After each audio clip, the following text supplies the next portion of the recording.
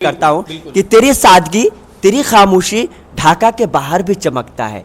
तेरी सादगी तेरी खामोशी ढाका के बाहर भी चमकता है। बता दे फैसल जमाने को ये रूप तुमने अपनाया है या कुदरत ने नवाजा है। क्या बात है, क्या बात है। फैसिलिटी होगी, हम लोग का प्लान रुक जाएगा। सबसे बड़ी प्लान रुक जाएगा तो हम लोग यह रह करके अपने बच्चों के साथ में दो पैसा ही कमाएंगे, लेकिन सुकून तो रहेगा। हम लोग को वहाँ जाने के बाद में इतनी टेंशन बनी रहती है कि जो पैसा कमाए वो रूम मालिक को दे दिए। जब वह पहुँचे तो रूम मालिक का टेंशन बना रहता है कि इसको पैसा कैसे दे। मतलब कमाने से ज्यादा मानसिक तनाव रहता है कि महीना लगा नहीं, किराए के लिए मकान मालिक पहुंच गया। आए चचा से पूछते हैं। जी चा, हाँ बोलिए। क्या क्या हाल है? ठीक हाल है। माहौल कैसा लग रहा है? माहौल बहुत अच्छा है। बहुत अच्छा है। हाँ। सरकार बन जाएगी। सरकार बन जाएगा। देखते हैं इनकी बातों में कितना दम है और धरातल पे कितना दम है। किसकी सरकार बनती है और किसकी सरकार उखड़ती है। क्या हाल है? बढ़िया है भैया, बढ़िया है। लग रहा है अब की बार देखिए बदलाव नहीं होगा। बदलाव तो हर हाल में होगा। बदलाव होगा। काम धाम को छोड़ के ये जो है न बाढ़ नहीं, तूफान है, तूफान फैसल रहमान और तेजस्वी यादव का। दर्शकों, नौजवानों के दिलों में तो धड़कते हैं फैसल रहमान, लेकिन देख रहे हैं कि हमारे जो थोड़े बड़े बुजुर्ग हैं वो भी अपनी दिल में फैसल रहमान को बसाते हैं। और ये वो फैसल रहमान है जिनकी प्यार की गूंज पूरे बिहार में गूंजती है। आइए हमारे साथ हैं अध्यक्ष जी, इनसे ही पूछते हैं। जी भैया।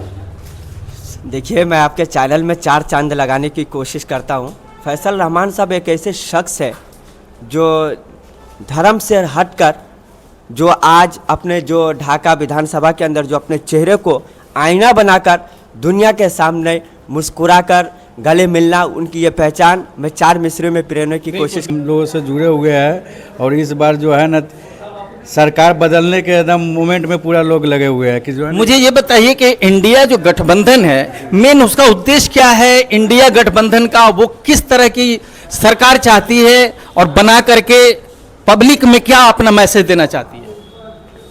इंडिया गठबंधन का यही है कि जो है ना सरकार युवाओं के लिए, क्योंकि यहाँ से जो है ना लोग प्लान करते हैं, जो बाहर जाते हैं वह बहुत परेशानी से आदमी कठिनाई से 2 पैसा कमाते हैं, लेकिन जब वहाँ से जब यहाँ लोग आते हैं तो वही पैसे को जो है ना यहाँ मतलब खर्च करते हैं। फिर वहाँ आने के बाद में फिर यहाँ से जाना आना जाना ये सब जो है ना बहुत कठिनाई होता है।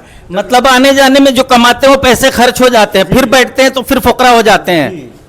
मतलब अगर सरकार आती है तेजस्वी यादव की तो यहाँ पे कारोबार बढ़ेगा, लोग अपने घर पे अपने परिवार के साथ रह के जिंदगी गुजारेंगे। जी। कितना भरोसा है कि नौकरी मिलेगी? उन्होंने कहा कि हर परिवार में नौकरी देंगे।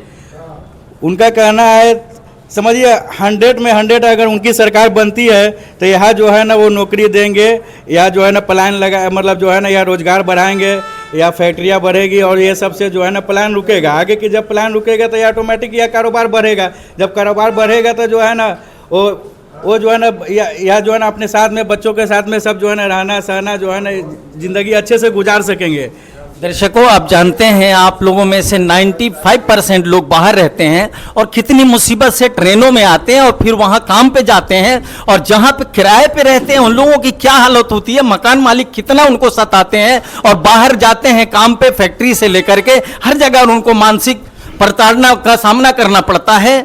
अब देखते हैं भैया का और सबका मनोबल से कितनी सरकार बदलती है या सरकार रहती है। जी। अभी मकान मालिक का जो आपने बात किया, तो मकान मालिक का तो यहाँ से जब आदमी जाता है तो सिर्फ उसी में लग जाता है पैसा। जब यहाँ भेजने का ये तो दूर की बात है, जो पैसा वह कमाते हैं लगता है कि मकान मालिक को ही दे दिए। यहाँ से गए वह कमाए और मकान मालिक को दे दिए। हम लोग को पास पैसा इतना बचता है कि उसे घर भी सही से नहीं चल पाता। अब जब भी वोट कीजिए बहुत सारी चीजों को ध्यान रख के वोट कीजिए कि कौन हमारा और हमारे बच्चों का भविष्य संवार सकता है। जात पात को छोड़िए, क्वालिटी पे वोट कीजिए। आइए अध्यक्ष से मिलते हैं। कैसे हैं जी? बहुत बहुत धन्यवाद आपके चैनल को कि आप आए ढाका में और हम लोग से कुछ पूछना चाह रहे हैं तो बोला जाए। आपका बहुत शुक्रिया कि आपने इतनी इज्जत दी। मुझे एक चीज बताइए कि आप अध्यक्ष हैं प्रखंड के। जी जी, हम प्रखंड के अध्यक्ष हैं। तो अभी क्या माहौल है, चूंकि आप प्रखंड के अध्यक्ष हैं, धरातल पे आपको क्या लगता है कि आपकी पार्टी हर समुदाय को लेके साथ चल रही है और उनका कितना सहयोग मिल रहा है? देखिए, हम लोग तो 74 से आंदोलन से जुड़े हुए लोग हैं और ये जो फैसल रहमान साहब जो उम्मीदवार हैं, ये चौथा इलेक्शन ढाका विधानसभा में इनका है। पहला इलेक्शन ये 1500 से हारे थे, दूसरा इलेक्शन 20,000 वोट से जीते, तीसरा इलेक्शन 7,000 से जाने, उम्मीदवार वही थे और ये चौथा इलेक्शन होने जा रहा है।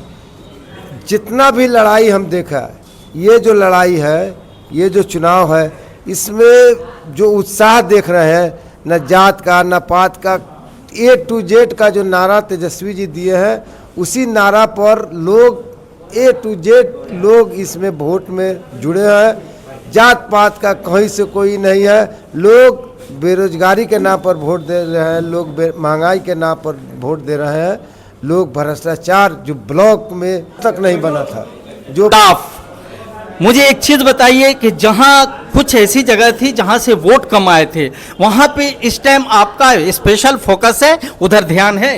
एकदम जहां वोट कम आया था वो लोग पछतावा में थे और वो लोग आज जहां वोट आया था उससे आगे बढ़कर वो लोग वोट देने के लिए तैयार है। और कोई पहला बार ये मतलब मुद्दा इस टाइम यह है बेरोजगारी और पलायन, जिस पे सरकार काम करेगी। पिछली बार विधायक जी थोड़ी से चूक गए थे, तो क्या उस चूक को आपने रियलाइज करके उसको संभाल लिया है?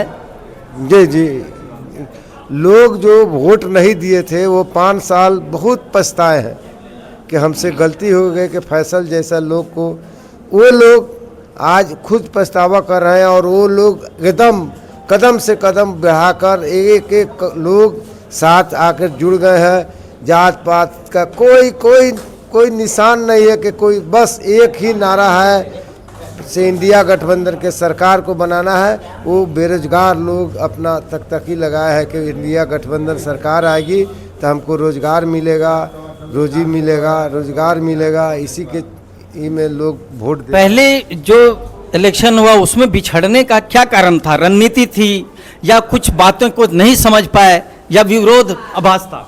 देखिए, पहले इलेक्शन में कोविड हुआ था, कोविड के बाद में 2020 में चुनाव हुआ था। जो लोग भी हमारे लोग कमज़ोर तबका के लोग थे, जो बाहर विदेश रहते हैं, कमाते हैं, खाते हैं, वो लोग सब लोग चले गए थे। परसेंटेज थोड़ा हम लोग का कम हो गया था। उसके बाद जो हमारे समीकरण के कुछ लोग थे, उन लोग को भी कुछ थोड़ी बहुत नाराज़गी थी, उसके चलते भी हम लोग को 92,000 वोट मिला था। फैसल रहमान एक ढाका विधानसभा 30,000 और 40,000 वोट लेकर लोग विधायक हो गया और 92,000 वोट लेकर भी ये हार गए। तो इसलिए आज वो सारे जो बाहर जितने भी हमारे लोग अपने लोग रहते हैं, वो लोग भी घर पर आ गए हैं। और जो भी समीकरण के अलावा समीकरण इसमें है ही नहीं है, A to Z का वोट मिल रहा है। जो समाज कभी हम लोग के तरफ ताकता नहीं था, वो लोग भी बढ़ चढ़ कर इसमें हिस्सा ले रहे हैं वोट में। दर्शकों, ये फैसल रहमान साहब की मोहब्बत है कि जो लोग इस पार्टी को नहीं चाहते वो भी फैसल रहमान की व्यक्तित्व से, उनकी शख्सियत से मुतासिर होकर के इनके साथ जुड़ रहे हैं। हम लोग का सपोर्टर नहीं है, ये बार पहला वोट देख रहे हैं कि इस तरह का समीकरण आज तक चौथा इलेक्शन लड़ रहे हैं फैसल रहमान साहब, हम लोग साथ लड़ रहे हैं चौथा इलेक्शन। ये समीकरण आज